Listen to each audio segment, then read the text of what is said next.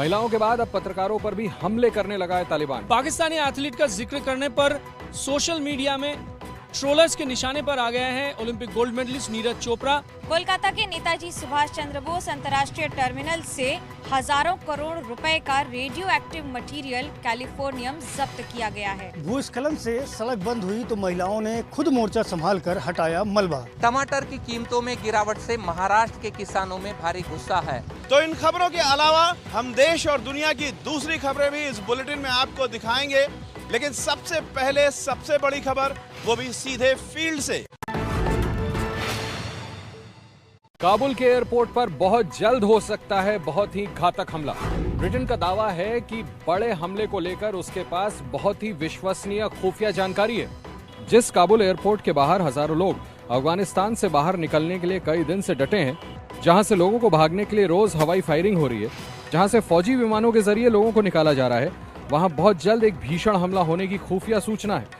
Britain इसे बहुत विश्वसनीय सूचना बता रहा है। इसकी जानकारी खुद ब्रिटेन के रक्षा मंत्री ने दी है। यह खतरा इसलिए भी जताया जा रहा है क्योंकि अमेरिका और दूसरे पश्चिमी देशों की फौजों के कई घातक हथियार और मशीनें तालिबान के हाथ में पड़ गए हैं। तालिबान की वापसी के बीच ये हथियार अफगानी सैनिकों ने छोड़े हैं। अफगानिस्तान में विद्रोहियों ने तालिबान से छीन लिया एक बड़ा जिला। अफगानिस्तान के बगलान प्रांत के एक जिले में विद्रोही लड़ाकों ने कर लिया दोबारा कब्जा। ये अफगानिस्तान के बगलान प्रांत के अंद्राब में हुई भीषण जंग के बाद की तस्वीर है। तालिबान के खिलाफ लड़ने वाले ये हथियारबंद लड़ाके इस कठिन इलाके में लड़ाई जीतकर आगे बढ़ रहे हैं।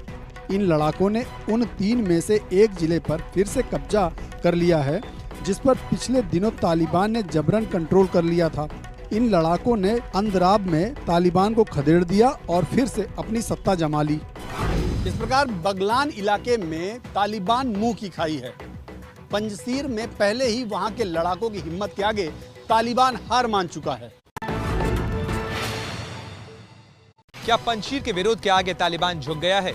ऐसा इसलिए कहा जा रहा है क्योंकि अब पंजशीर के लड़ाकों के साथ तालिबान ने बातचीत शुरू कर दी है। ये उसी बैठक की तस्वीरें हैं जो कि तालिबान के प्रतिनिधियों और पंजशीर में डटे अहमद मसूद की अगुवाई वाले नॉर्दर्न अलायंस के बीच हुई।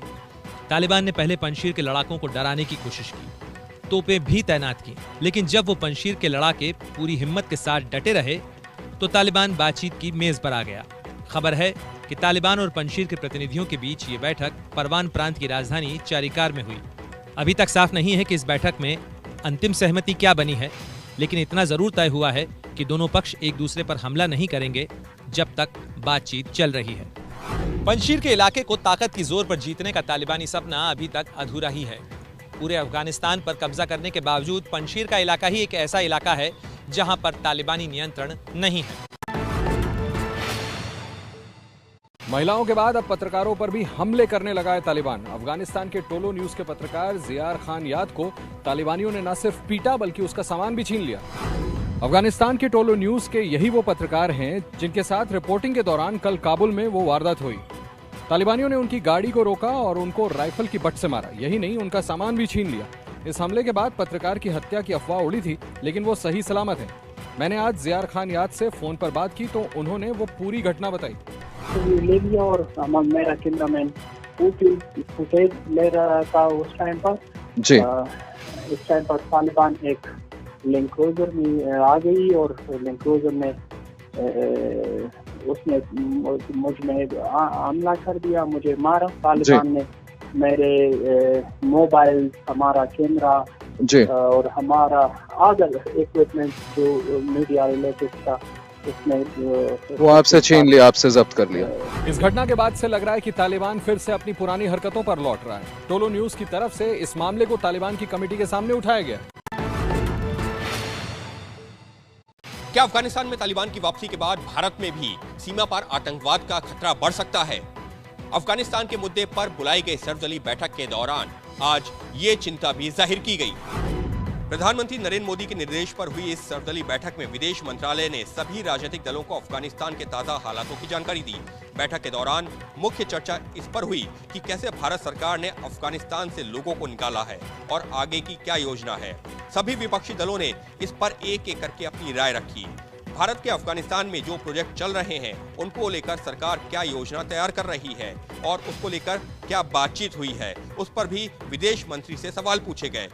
वहाँ काबुल की स्थिति, अफगानिस्तान की स्थिति तो देख रहे हैं। अभी इस सिचुएशन में जब वहाँ सिचुएशन सेटल डाउन नहीं हुआ, अगर आपके जो पॉलिसी, आगे की पॉलिसी के सवाल जो हैं, आप इसमें आपको थोड़ा और पेशेंस दिखाना होगा।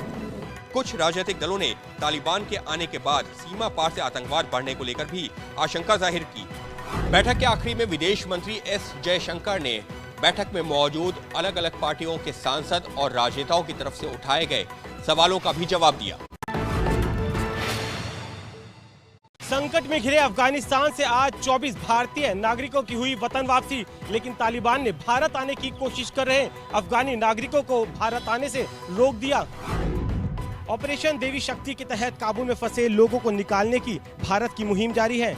आज कुल 35 लोगों को भारत लाया गया, जिनमें 24 भारतीय और 11 नेपाली नागरिक हैं। इन सभी को काबुल से लेकर भारतीय वायुसेना का विमान आज सुबह दिल्ली से सटे यूपी के गाजियाबाद के वायुसेना के हिंडन एयरबेस पर पहुंचा।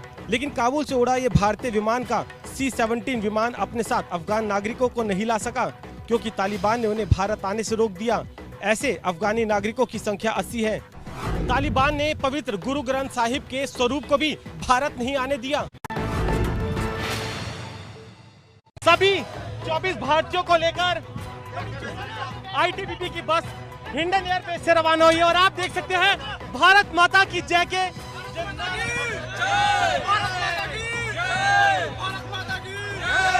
आपसे जानना चाहूंगा, खुश है? बहुत खुश हैं सर। इंडिया गवर्नमेंट की बहुत तारीफ करते हैं जो हम लोग को सेफ, और इंडिया एम्बेसी और इंडिया के एयरफोर्स ने हमारी अच्छी मदद की, हमें यहाँ लाई, हमें बहुत खुशी है यहाँ पे। अभी के क्या हालात है अगर आप?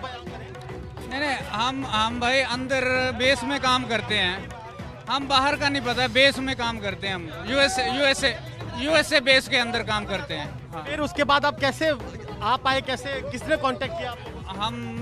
हमने एम्बेसी से कांटेक्ट किया, यूएसए आर्मी ने फिर हमारी एम्बेसी से कांटेक्ट किया, तो फिर वहाँ से फिर बोलते हैं ठीक है आज फ्लाइट जाएगी, तो आपने बंदों को जो भी इंडियन है वो जा सकते हैं। आप कहाँ के रहने वाले? मैं हिमाचल से।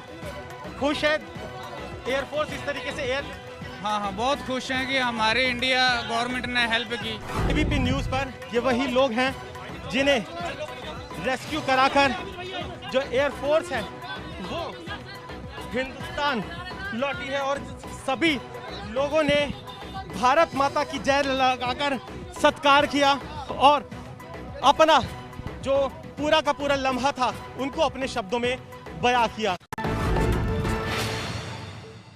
देश में कोरोना के मामले एक बार फिर तेजी से बढ़ने लगे हैं। पिछले 24 घंटों में 46,000 से ज्यादा नए मामले सामने आए हैं। कोरोना महामारी फिर से डराने लगी है। देश में अचानक कोरोना के नए केसों में बड़ा इजाफा देखने को मिल रहा है। पिछले 24 घंटों में देश में कोरोना के 46,164 नए मरीज सामने आए हैं, जबकि 24 घंटों के दौरान 607 कोरोना मरीजों की मौत हो गई है। कोरोना के मामलों में इस बढ़ोतरी सबसे ज्यादा योगदान केरल का है, जहां पिछले 24 घंटों में 31,000 से ज्यादा केस आए हैं। केरल के हालात इसलिए भी चिंताजनक हैं क्योंकि वहां पॉजिटिविटी रेट 20% के आसपास है। देश के कुल मामलों में केरल का हिस्सा 2/3 है। ऐसे में अब बीजेपी केरल में बढ़ते कोरोना केस को लेकर सरकार को घेर रही है। केरला सरकार को कहा था कि कांटेक्ट ट्रेसिंग में जो कमी हुआ है वो एक कारण है। दूसरा, ये इंस्टीट्यूशनल क्वारंटाइन के जगह पे उन्होंने जो होम क्वारंटाइन इंप्लीमेंट करने का कोशिश किया वो अभी विफल हुआ है। चिंता करने वाली बात यह है कि पिछले 5 दिनों में कोरोना के केस में 50% की बढ़ोतरी हुई है। पश्चिम बंगाल में चुनाव के बाद हुई हिंसा की जांच में पकड़ी रफ्तार। उस दौरान बंगाल में हत्या और बलात्कार की वारदातों में सीबीआई ने 9 मुकदमे दर्ज किए हैं। पश्चिम बंगाल में हुई हिंसा की जांच सीबीआई के हाथ में आते ही उसमें गति आ गई है। सीबीआई द्वारा बनाई गई एसआईटी पश्चिम बंगाल में काम में जुट गई है। राज्य में हत्या और बलात्कार की वारदातों पर सीबीआई ने 9 मुकदमे दर्ज कर लिए हैं। इनमें हत्या के 8 मामले और बलात्कार का 1 मुकदमा दर्ज किया गया है। सीबीआई सूत्रों से पता चला है कि जल्द ही कुछ और मुकदमे भी दर्ज किए जा सकते हैं। स्पेशल इन्वेस्टिगेशन यूनिट में 4 टीमें हैं और 25 अधिकारी शामिल हैं, जबकि फॉरेंसिक टीम भी साथ है। सीबीआई की जांच में इसलिए भी रफ्तार आई है क्योंकि एसआईटी को 6 हफ्ते के भीतर कलकत्ता हाई कोर्ट को अपनी रिपोर्ट देनी है। कलकत्ता हाई कोर्ट के निर्देश पे ही सीबीआई को जांच सौंपी गई थी। कोलकाता के नेताजी सुभाष चंद्र बोस अंतर्राष्ट्रीय टर्मिनल से हजारों करोड़ रुपए का रेडियो एक्टिव मटेरियल कैलिफोर्नियम जब्त किया गया है। इस मामले में 2 लोगों को गिरफ्तार भी किया है। यही वो रेडियो एक्टिव मेटल है जिसे कोलकाता एयरपोर्ट पर पकड़ा गया है। 250 ग्राम के इस रेडियो एक्टिव मेटल की कीमत 4,250 करोड़ रुपए है।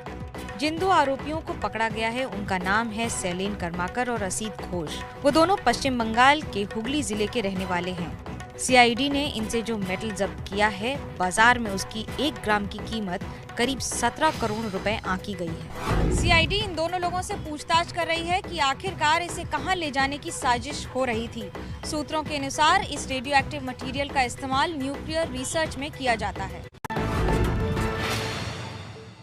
केंद्रीय मंत्री नारायण राणे अपने घर से निकले हुए हैं और जानकारी के मुताबिक उनकी तबीयत खराब हुई है, जिसके बाद वो घर से निकले हुए हैं। कल से उन्हें जन आशीर्वाद यात्रा को फिर से शुरुआत करनी है और फिलहाल उनकी तबीयत खराब बताई जा रही है और फिलहाल जो जानकारी मिल रही है कि तबीयत खराब है और वो डॉक्टर को अपना इलाज के लिए दिखाने जा रहे हैं।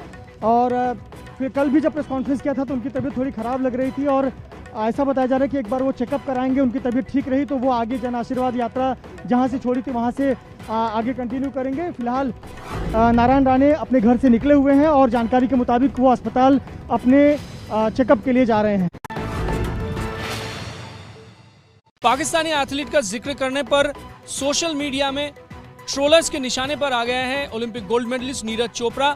इससे आहत नीरज चोपड़ा ने वीडियो जारी करके कहा है कि खेल हमें एकजुट करता है। नीरज चोपड़ा ने ट्विटर पर वीडियो जारी करते हुए लिखा है कि मेरी आप सभी से विनती है कि मेरे कमेंट्स को अपने गंदे एजेंडा को आगे बढ़ाने का माध्यम ना बनाएं। खेल हम सबको एकजुट होकर साथ रहना सिखाते हैं और कमेंट करने से पहले खेल के नियमों को जानना भी जरूरी होता है। इतनी बड़ी बात नहीं है और मुझे काफी दुख है कि जो इस बात को मेरा सहारा लेके एक इतना जो बड़ा है इसको मुद्दा बना रहे हैं।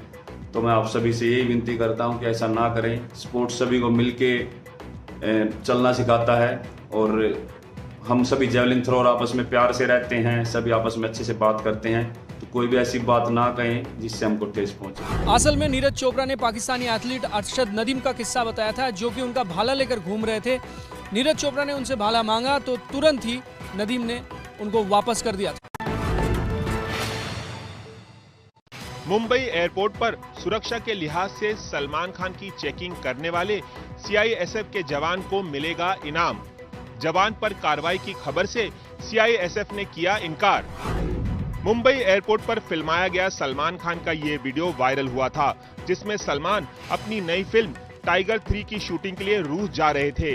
वो जब एयरपोर्ट पर पहुंचे तो एक जवान ने उन्हें चेकिंग के लिए रोका। इस जवान ने इस बात की परवाह नहीं की कि वो सलमान खान हैं। जवान ने बेखौफ होकर अपनी ड्यूटी निभाई। सलमान ने भी बिना आपत्ति के चेकिंग करवाई। इसके बाद उस जवान की जमकर तारीफ हुई। जवान का नाम है सोमनाथ मोहंती और वो सीआईएसएफ में एएसआई है। फिर खबर आई कि जवान को सजा दी जा सकती है क्योंकि जवान ने मीडिया से बात की है, इसलिए उनका फोन जब्त कर लिया गया है। अब सीआईएसएफ ने ये साफ कर दिया है कि जवान को किसी तरह की कोई सजा नहीं दी जाएगी, बल्कि जवान को अपनी ड्यूटी बेहतर ढंग से निभाने के लिए इनाम दिया जाएगा। टमाटर की कीमतों में गिरावट से महाराष्ट्र के किसानों में भारी गुस्सा है। उन्होंने गुस्से में ट्रैक्टरों से टमाटर सड़क पर फेंक दिए। जिस फसल को बड़े जतन से उगाया उसे यूं ही सड़क पर फेंकना पड़ रहा है। यह तस्वीर किसानों के गुस्से की गवाह है। महाराष्ट्र के औरंगाबाद के किसानों ने टमाटर उगाए थे, उन्हें गुस्से में सड़क पर बिखेर दिया। इस गुस्से की वजह है टमाटर की कीमतों में भारी गिरावट आई है। लिहाजा किसानों ने अपना टमाटर उठाकर औरंगाबाद मुंबई हाईवे पर फेंक दिया और प्रदर्शन किया। किसानों ने औरंगाबाद जिले के लासूर स्टेशन पर यह प्रदर्शन किया।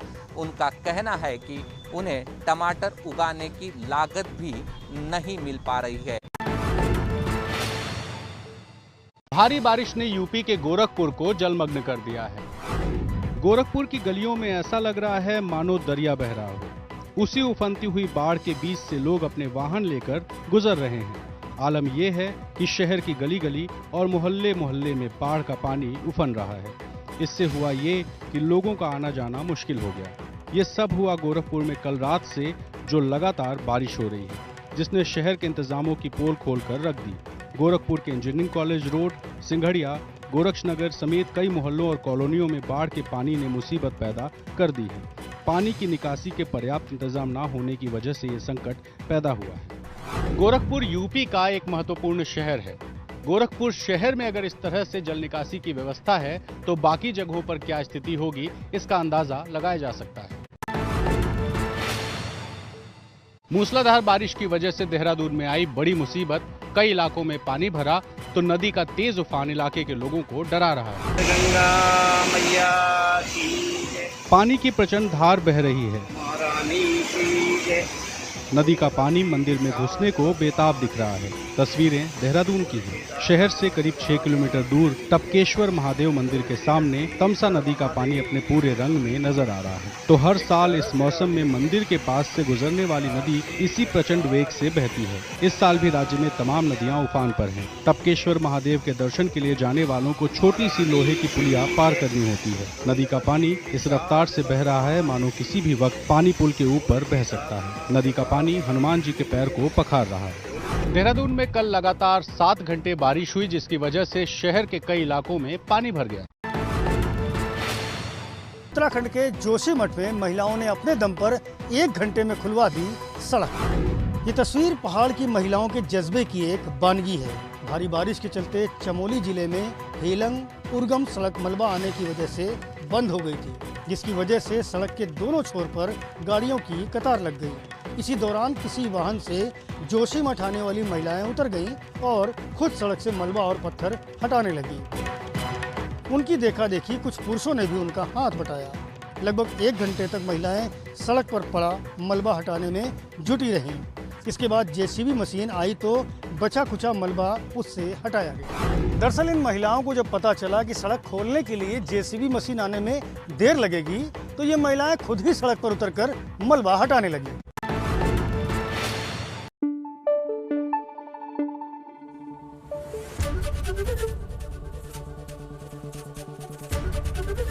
एबीपी न्यूज आपको रखे आगे।